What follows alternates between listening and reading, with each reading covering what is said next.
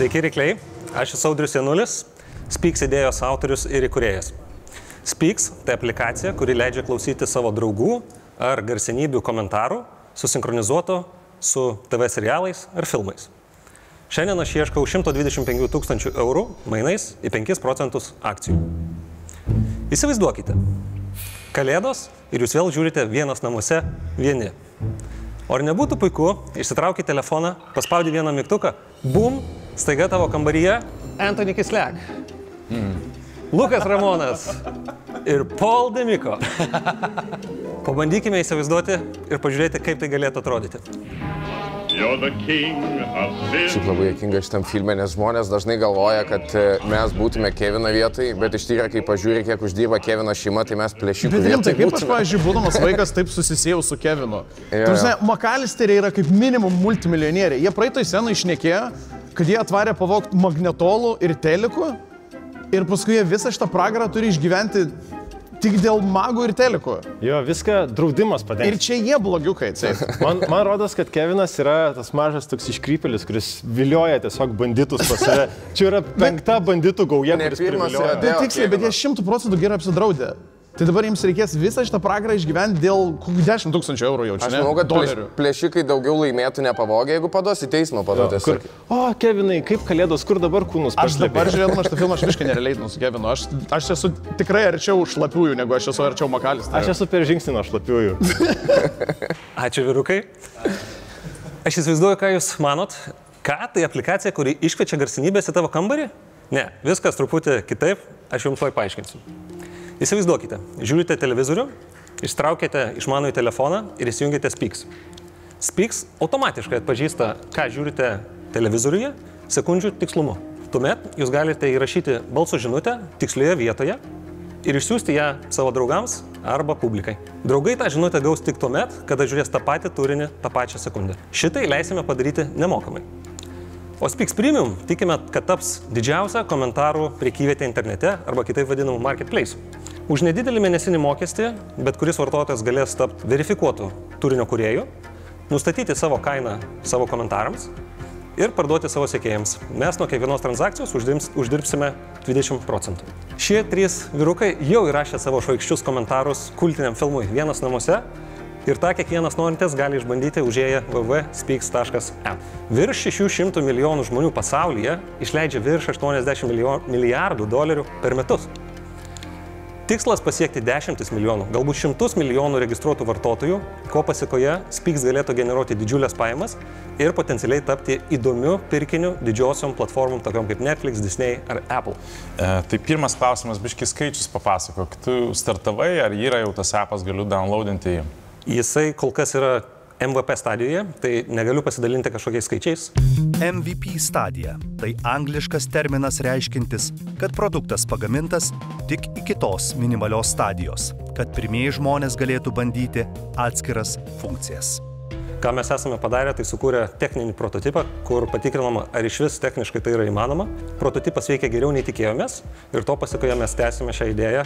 Ši laida iš esmės bus pirma validacija, kur mes pasiūlysime žmonėm aktyviai aplikaciją išbandyti. Aha, tai tada kitas klausimas būtų, kas didžiausias kabliukas turbūt pradžiai. Content licensingas tas visas, ne? Nu, dabar žiūriu Office serialą, 100 milijonų dolerių licenziją, ne?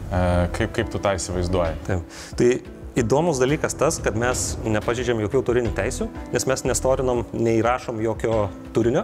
Tai yra iš esmės tik garso takelio, kaip pavadinkime, piršto antspaudas, kurį mes atpažįstame, panašiai kaip veikia Shazam. Koks yra target groupsas iš viso, kam jis skiria? Nes man girdėt, ką kiti galvoja apie tą vietą turinio, tai man rimtai neįdomu. Visiškai. Aš nenoriu girdėti komentarų filme, aš noriu Titanic'e apsiverkti, raudoti, aš nenoriu, kad man nieks komentuotų, aš noriu matyti skęstantį DiCaprio, aš nenoriu tiksliau matyti skęstančio. Bet kalbant apie sportą, tai jisai veiktų lygiai tuo pačiu principu.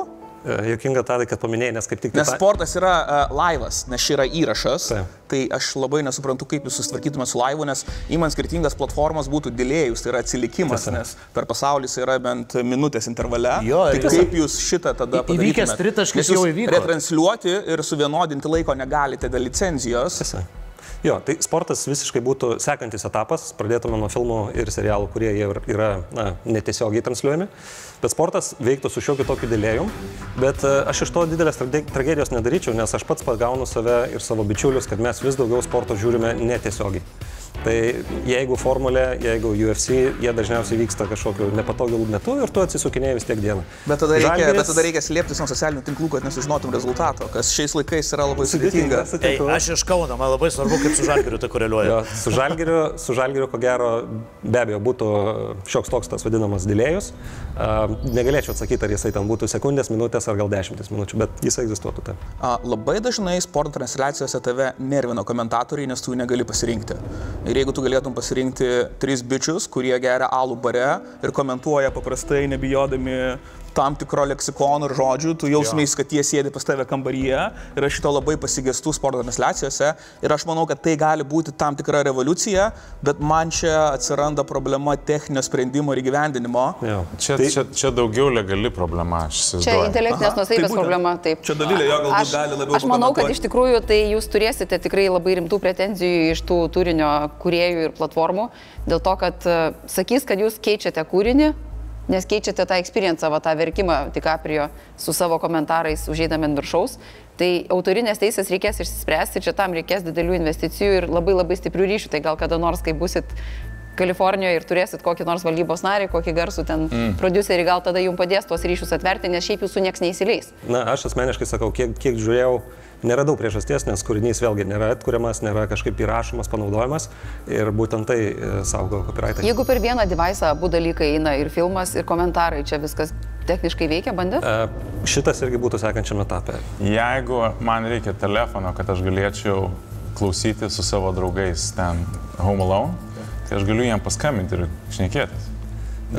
Nebūtinai pakels. Bet tai nedraugai bus. Čia jau celebrities atseit, influenceriai jums. Čia yra mintis, kad tu gali žiūrėti skirtingais laikais ir tas labai gelbsti iš esmės. Ir kada tu esi telefone su visais, tu jauti vis tiek tam tikrą įtampą, kad kažkas turi užpildyti foną. Ir man čia yra grinai tokia social platforma ir aš labai suprantu, į kokią amžiaus grupę jūs taikot. Ar aš pagaunu? Ta prasme, čia kuriamas naujas įprotis, kuris šiai dieną neegzistuoja. Jisai jau pradeda egzistuoti ir labai stipriai. Aš vis tiek per savo personalinę prizmę žiūriu. Nu, nesuprantu aš tokio poreikio.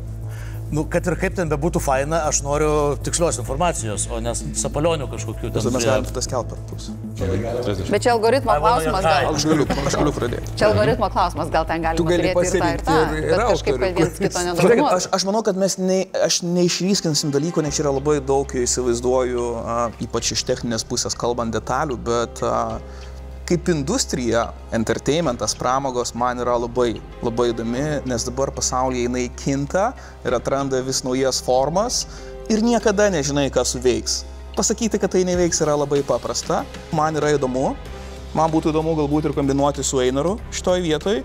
Tik mano galva, kad pats pasiūlymas 5%, tai yra 2,5 milijono vertinimas įmonėje, kuri dar nieko nepadarė. Ne? Tai čia presidas terminais kalbant stiprus. Tai aš tada norėčiau būti lygiaverčių partnerių, tai jeigu mes būtume 3, tai aš galiu turėti 33%, jūs dalinkitės, kas turės 34, kas 33, arba lygiom dalim.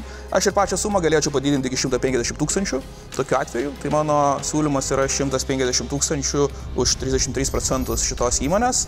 Ir aš mielai dar paklausiu, ką Einaras galvoja, nes Einaras pats gyvena Los Andžele ir tokiam produktui reikia būti Los Andžele, tai galbūt būtų įdomu apsijungti su Einaru. Pirmas klausimas yra, ar užsikabins, žinai, žmonės, ar bus tas naudojimas. Dėl to pati investicija yra super rizika, nes tas esminis seedo klausimas neatsakytas, kad gali pabildinti šitą, tai čia nėra didelio technologinio iššūkio.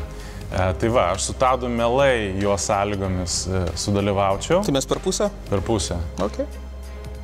2 šarkai geriau negu 1. Taip, ačiū. Tai ką galvoja kiti šarkai? Ne, šiaip čia absoliučiai judviejų tema, kur jūs gerai išmanot. O šiaip įdomu, dėlė, kiek tose projektas, jeigu pavyksta, iki sėkmės trunka? Iki sėkmės? O, čia geras klausimas. 10 metų gali būti. Jisai po metų gali būti superžvaigždė, ne? Kaip Clubhouse'as buvo kelių mėnesių.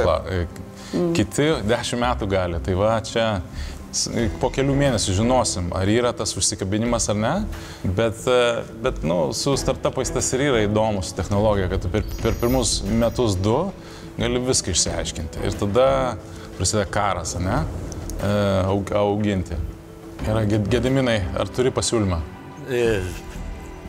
Čia jūsų tema, nes aš pats to nenaudosiu. Man tai būtų įdomu su jumis kartu padalyvauti.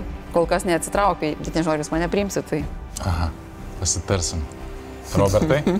Aš šiuo metu tikrai neinvestuočiau. Sakau, kadangi jūs čia puikiai žinot, kol kas pats tai neinvestuočiau. 33 dalinasi iš 3 gerai ir jūs esat mano svajonių komanda, tai aš sakau taip.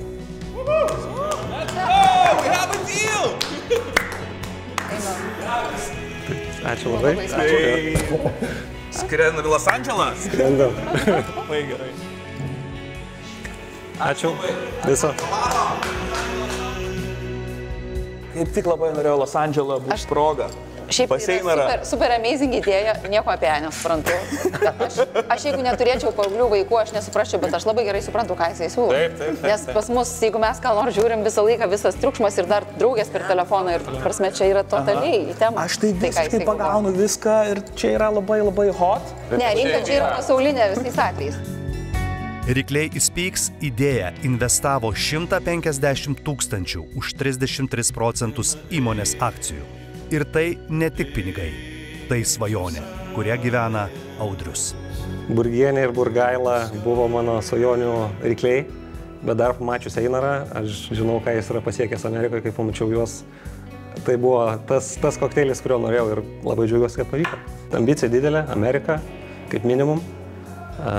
Nesu tikras dėl Los Andželo, man labiau patinka San Franciskas.